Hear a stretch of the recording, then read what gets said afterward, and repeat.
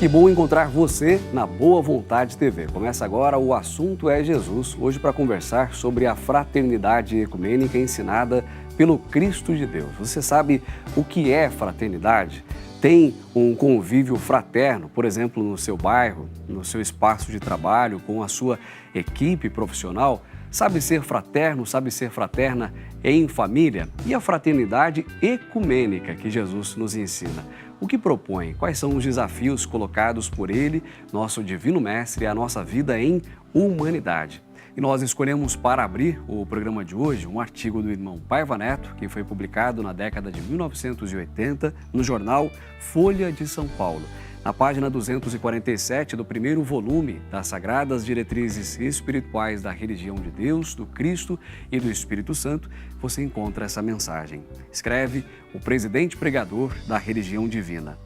Não vejo religião como ringues de luta livre, nos quais as muitas crenças se violentam no ataque ou na defesa de princípios ou de Deus, que é amor.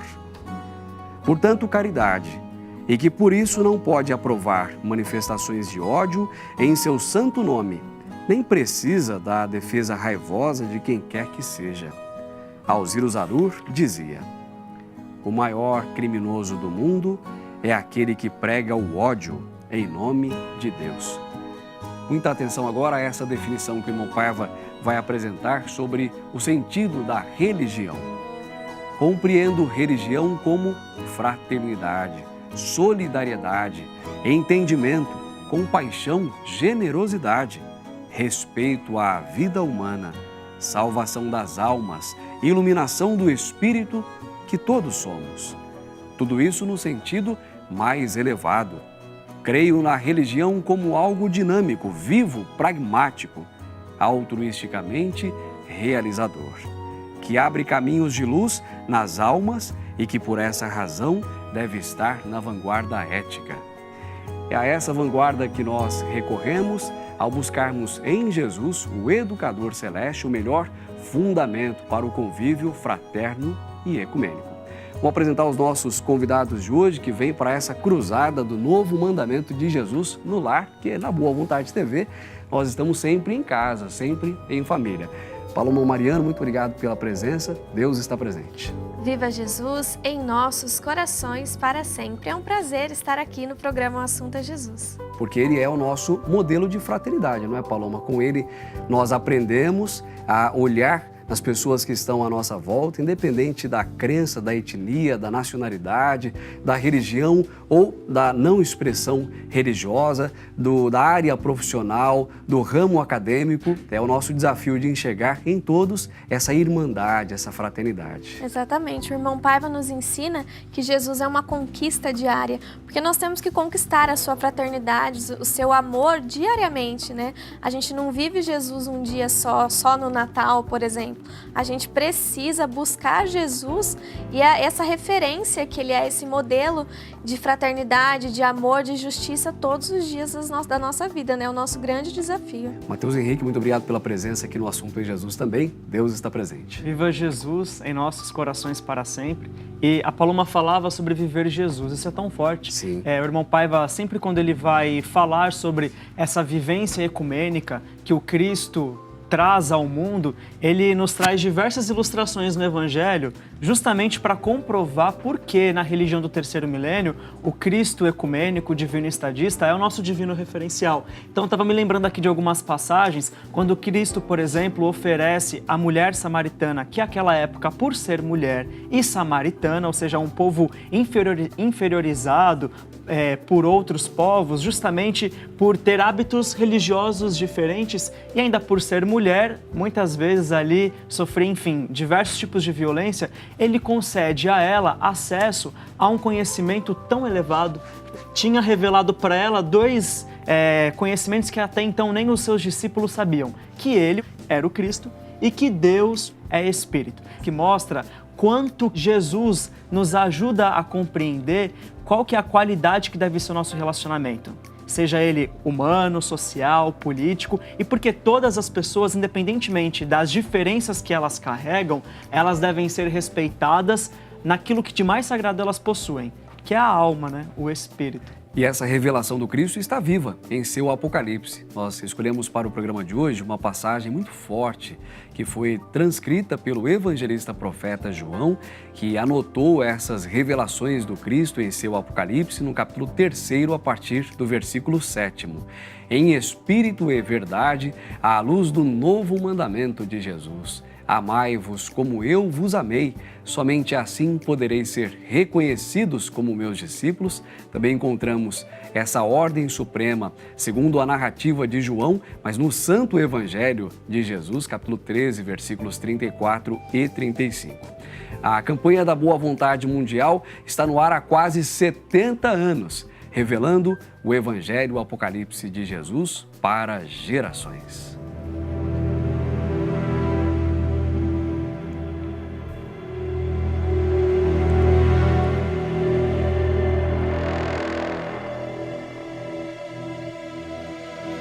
Carta de Jesus à Igreja em Filadélfia. Ao anjo da igreja em Filadélfia escreve: estas coisas diz o Santo, o verdadeiro, aquele que tem a chave de Davi, que abre e ninguém fecha, e que fecha e ninguém abre. Conheço as tuas obras.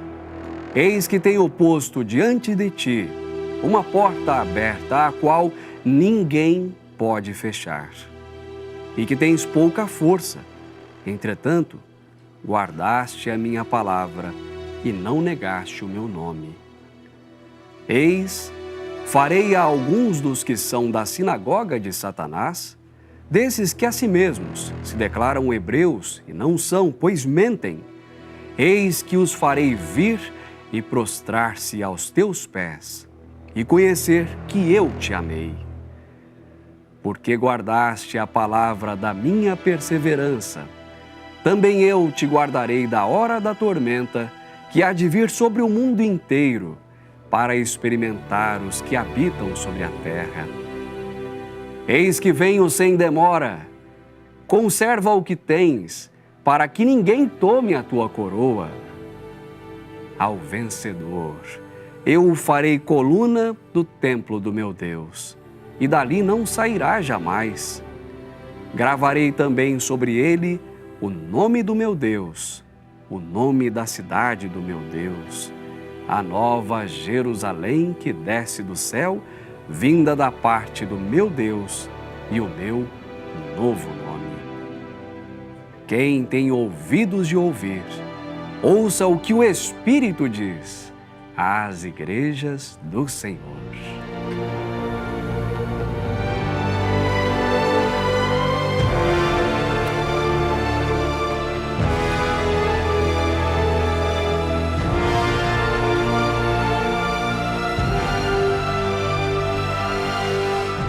Capítulo 3 do Apocalipse de Jesus, versículos de 7 a 13, a carta à igreja em Filadélfia. Carta de Jesus, que na religião do terceiro milênio nós compreendemos nessa sequência profética do último livro da Bíblia Sagrada, mensagem destinada a não apenas uma civilização, a um povo, a um estado, a um país, mas a todo o mundo, a toda a humanidade. E essa é uma palavra muito forte, Mateus, Paloma, que mostra a nossa criação essencialmente livre para aquilo que de melhor nós temos na alma ser apresentado, ser expresso diante da sociedade. Porque essa porta aberta que Jesus coloca em nós é para que não haja nenhum impedimento de acesso a um conhecimento, de acesso a uma sabedoria do Pai Celestial. Foi Ele próprio quem pavimentou a nossa estrada, abriu os nossos caminhos. Exatamente. Antes, vale um comentário de que as cartas às igrejas da Ásia, as cartas de Jesus às igrejas que representam todo o mundo habitado, seja ele material ou invisível, ele já é uma representação, essas cartas já são uma representação dessa fraternidade ecumênica que nasce em Jesus.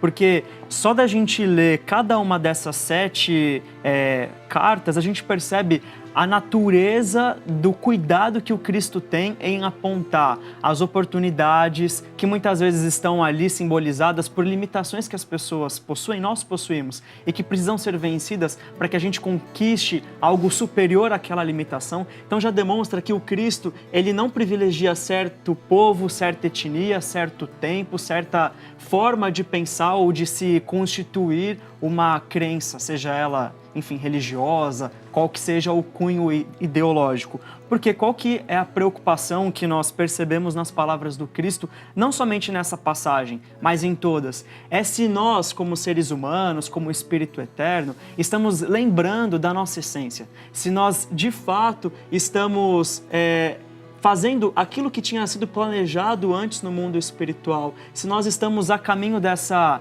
felicidade verdadeira. E o Gesiel tocou num ponto muito importante que, enfim, é até palco de muitas discussões hoje, que é a liberdade, que já é garantida por Deus quando Sim. nos cria como espírito e que faz com que a lei do livre-arbítrio seja completamente respeitada por todos. E é tão séria, tão inspiradora que, mesmo não sendo compreendida na sua plenitude, faz parte das principais legislações humanas. É fundamento do modo de conviver em sociedade. A liberdade é um dos principais elementos, um dos princípios dessas legislações.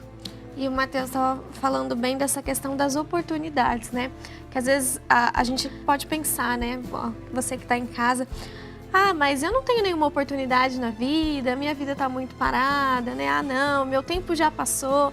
Só que não, ele nos ensina que ele ainda nos adverte logo depois, né? Guardastes a minha palavra e não negastes meu nome. Mas como assim guardar a palavra do Cristo? Mais do que estudar, a gente absorver esse ensinamento e pôr em prática. Viver, né? Porque de nada adianta um médico ir lá, ir para a faculdade, aprender tudo o que precisa ser aprendido e na prática não conseguir executar, então, o que precisa ser feito para o bem-estar do paciente, assim o professor, em qualquer área do saber humano, nem precisa ser a área acadêmica, né? Então, pôr em prática esses ensinamentos de Jesus é parar para pensar se eu estou sendo, então, fraterno com quem está do meu lado, né? Com quem a gente convive, dá bom dia todos os dias, com quem a gente trabalha, com quem a gente passa no dia a dia. Porque essa porta aberta é justamente essa oportunidade. Não são só as grandes oportunidades da vida, né? Uma grande oportunidade de emprego, uma grande missão de ser mãe. São as pequenas coisas, né? Cumprir bem com as nossas responsabilidades. Isso, como irmãos em humanidade, né? A Paloma lembrava dessa súplica, né, que muitas vezes a gente até faz, mas cadê as oportunidades na minha vida? Tem porta aberta Isso, nenhuma. não tem nenhuma porta aberta. Só é o nosso cuidado de educar o nosso olhar para... Será que não existem portas abertas? Ou será que nós não estamos conseguindo observar as que estão abertas? Porque o Cristo, nessa passagem, ele fala que tem posto uma porta aberta no céu, a qual ninguém pode fechar. Então, a gente sabe que a porta está ali para oferecer passagem, e passagem para algum lugar. Onde que está localizada essa porta? No céu. Um símbolo de elevação, não somente do conhecimento, mas dos melhores valores. O símbolo onde demonstra pra gente que os melhores espíritos, as almas mais bondosas, o próprio Cristo e o próprio Deus habitam.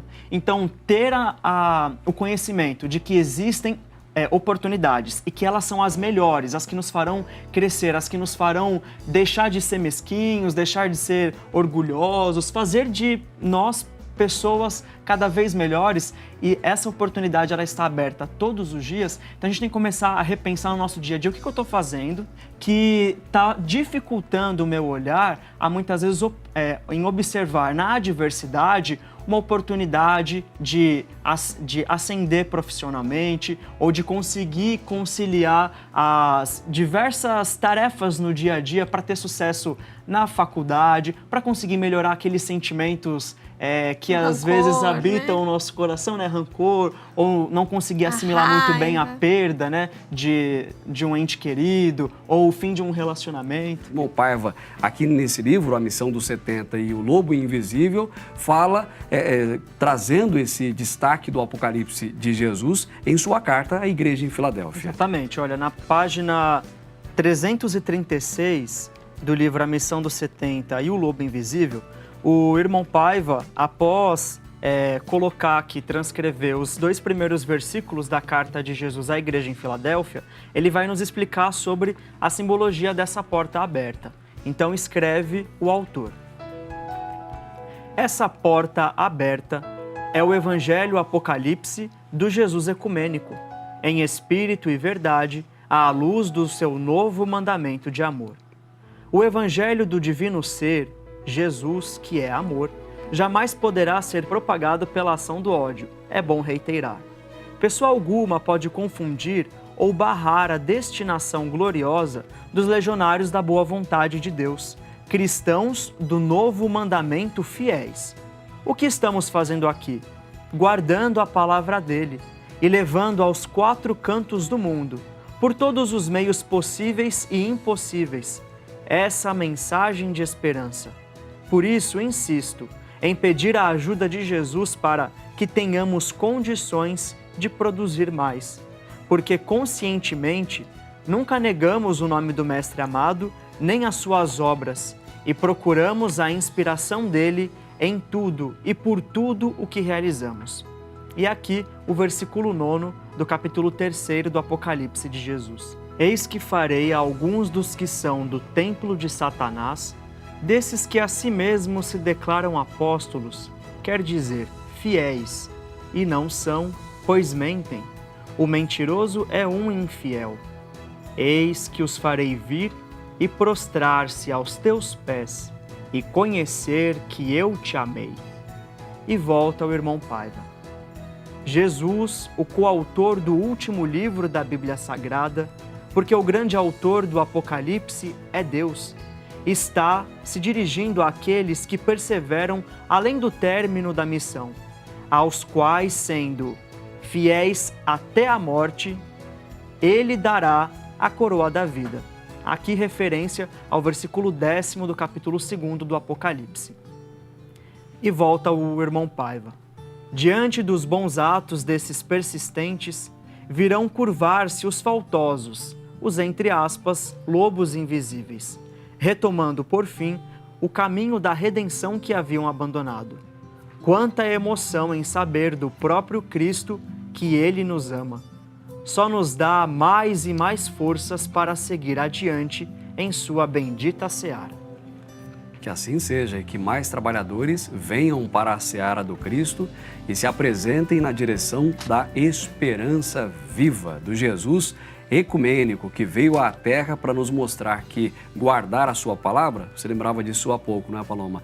Guardar a sua palavra não é esconder suas revelações, é tornar ainda mais populares, mais conhecidas as suas lições. É isso que ele espera de nós. Então, qualquer tendência segregadora, qualquer movimento que se ocupe de um pequeno espaço, que se isole, que feche as portas, está na contramão daquilo que Jesus espera de nós. Eu acho que você vê isso acontecendo, por exemplo, na educação das crianças, né? Naturalmente, elas se agrupam, elas se reúnem em grupos e se os educadores não tiverem atenção, não tiverem cuidado, isso pode significar, por exemplo, o isolamento de uma delas. Alguém pode ter consequências na sua formação por não acompanhar as demais.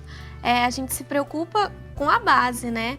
Não só com os valores intelectuais, né? Mas também com os valores morais e a vivência em sociedade, porque a criança ela tem essa base na escola. Ela primeiro convive em família, então a escola é a primeira experiência da vivência da criança em sociedade. E é importante você destacar isso, que às vezes, na verdade, quando você vai à procura de um amigo, né? Um amiguinho lá na escola, na infância, você está buscando uma identificação. Né? Assim como as crianças olham para os pais como uma identificação, né? Então é importante a gente colocar Jesus como essa referência maior e ensinando as crianças pelo diálogo, pelo respeito mútuo, pela fraternidade, que tudo dá-se um jeito, né? Que a gente não precisa, então, não vamos nos falar mais, então vamos deixar imposta aqui a nossa diferença por coisas mínimas, né? Isso faz a diferença na educação, no crescimento delas. Nosso abraço, nossa homenagem, nosso agradecimento a todos os educadores que são naturalmente conciliadores. Então estão promovendo aquilo que Jesus espera de todos nós, que é esse exercício da fraternidade ecumênica. E ficou um desafio para respondermos na sequência do estudo. que é a preocupação da religião divina em apresentar Jesus como referência. O Paiva até diz, divino referencial. Por que nós buscamos nele o nosso modelo da vivência fraterna, da convivência irmã? Paloma, você pode começar respondendo com um destaque do livro Sim. Tesouros da Alma, de autoria do irmão Paiva. Ao homenagear Jesus, ele nos explica por que reconhecemos no Cristo esse modelo da fraternidade ecumênica. Exatamente. Nós vamos então ler o livro Tesouros da Alma, do escritor Paiva Neto, na página 187, no subtítulo Espírito, Amor, Pão e Estudo. Sem o sentido de fraternidade ecumênica, acabaríamos com o planeta, mantendo nossos cérebros brilhantes, mas os corações opacos. A almejada reforma da sociedade não virá em sua plenitude se o espírito eterno da cidadã ou do cidadão não for levado em alta conta. O mundo precisa de progresso, sim e sempre, que lhe dê pão e estudo. Todavia, necessita igualmente do indispensável alimento do amor e, por conseguinte, do respeito. A solidariedade, a generosidade, a compaixão e a fraternidade são justamente combustíveis que motivam a ação diligente de todos os atores sociais idealistas da comunidade internacional.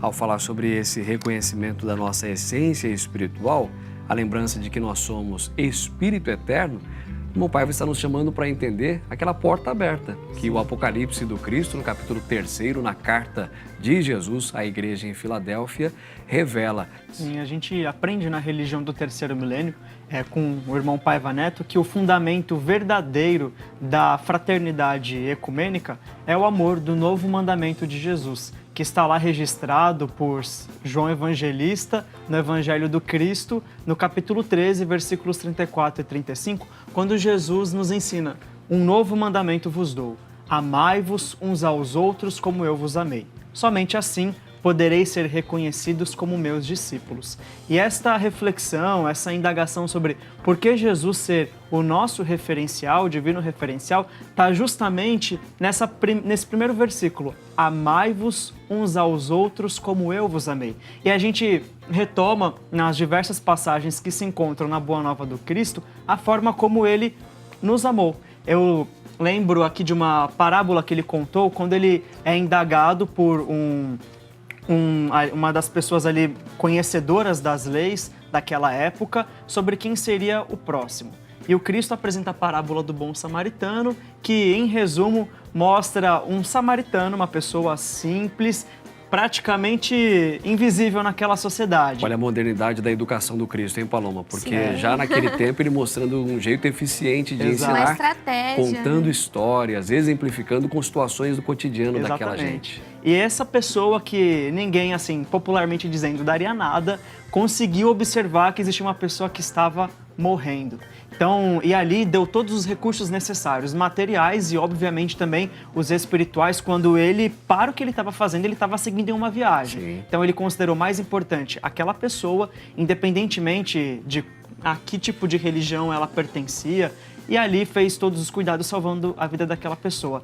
Quantas vezes, sem o espírito de fraternidade ecumênica, sem esse olhar, nós deixamos de ver coisas tão terríveis como, por exemplo, uma pessoa semi-morta, né? Ou seja, os nossos corações ficam opacos. O Paiva usa exatamente. essa expressão para mostrar que não há nem vida no coração daquele que não observa a necessidade do amparo e o coração já opaco na realidade daquele que está precisando Sim. de atendimento. Naquela parábola era justamente aquele ser humano que chegou àquela condição de estar semi-morto, né? Foi ali, enfim, sofreu violência.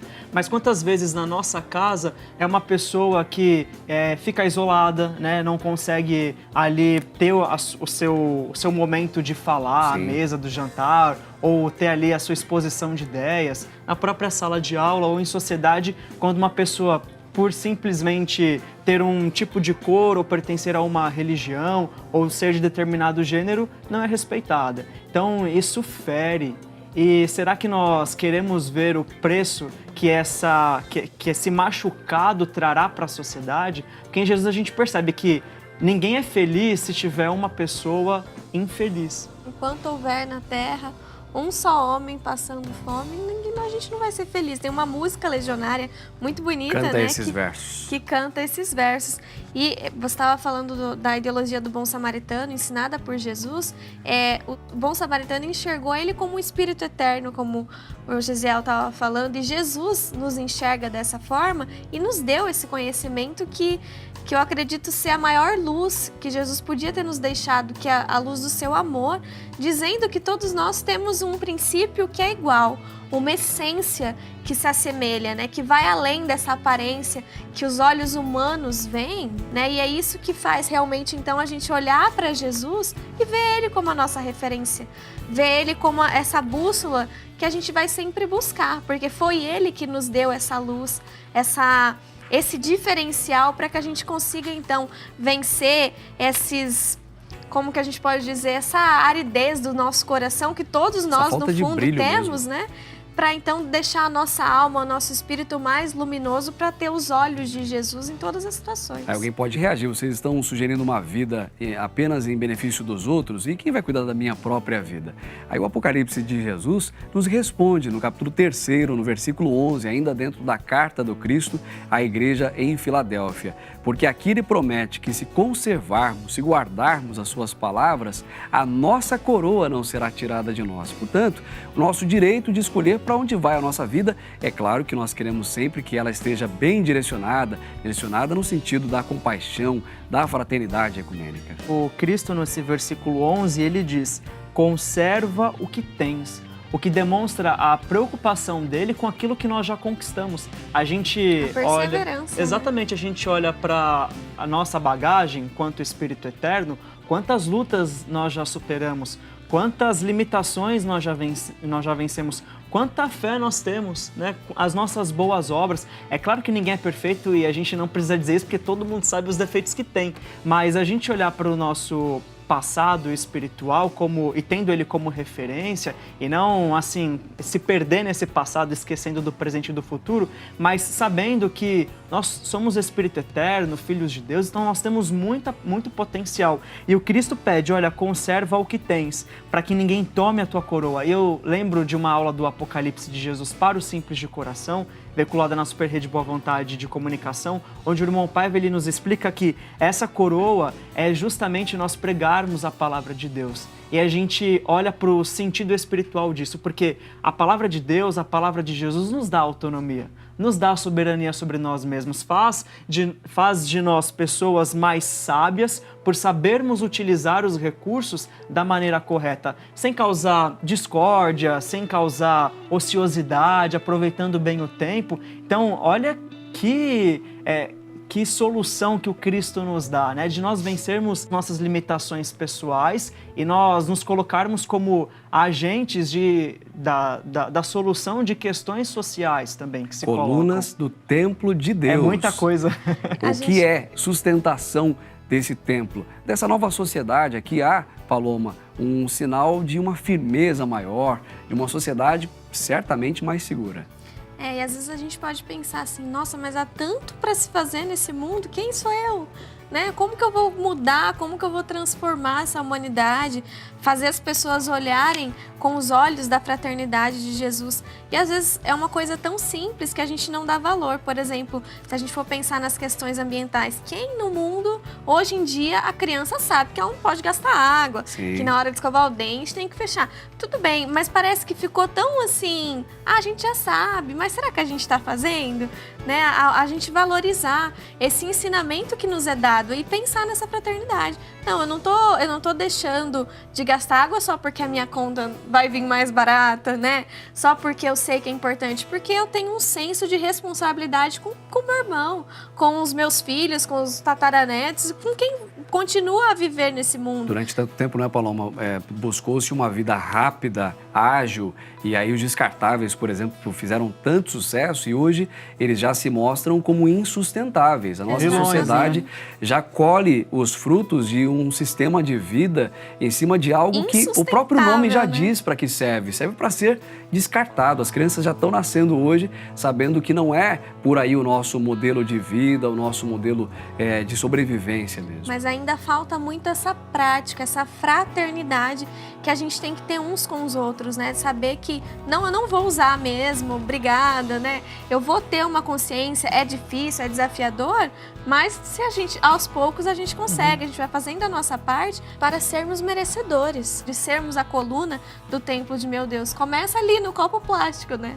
É interessante porque esses pequenos gestos, tanto uma consciência mais responsável com o uso dos recursos, para você ter um ambiente mais agradável e um ambiente que faça com que a gente consiga sobreviver no futuro. Exatamente. E demais áreas do conhecimento humano nos ajudam a perceber que todos nós, quando colocamos em prática esses valores divinos apresentados por Jesus, para além da religião, mas também na religião, nos mostram que nós estamos caminhando na direção de Deus. Que Deus, então, fala a religião do terceiro milênio? É justamente aquele Deus divino, trazido pelo saudoso proclamador da religião divina, o irmão Alziro Zarur, completamente antagônico ao Deus antropomórfico, criado à imagem do ser humano, né? A imagem e semelhança do ser humano. Então é interessante porque se a gente está falando, então, de um templo em que pertence a Deus, a gente está falando de um templo em que o que vive ali é amor, o que vive ali é esse sentido de responsabilidade com todas as pessoas. E uma coluna, olha a responsabilidade desse vencedor. Ele sustenta esses valores. E Paulo Apóstolo, inspirado nas palavras de Jesus, nos ensina que nós somos esse templo do Deus vivo. O que demonstra que esses vencedores, eles têm o papel de fazer, sustentar no coração das pessoas esses valores divinos. O que nos remete àquela coroa. Ou seja, nós pregarmos essa palavra de Deus, que na verdade é muito mais do que pregar, né? É a pregação na prática, né? Na vivência. É a própria vida como exemplo dessa firmeza de caráter, de propósito, dessa vida mais irmã, portanto, mais fraterna. Muito obrigado, Paloma, Mateus. Se a gente pudesse, ficaria mais algumas horas aqui conversando sobre esse tema, que tem muita coisa para ser explorada, e o nosso convite para que nas igrejas ecumênicas da religião de Deus, do Cristo e do Espírito Santo, você venha aprender mais. Juntos nós bradamos nossa saudação legionária. Deus está presente. Viva Jesus em nossos corações para sempre!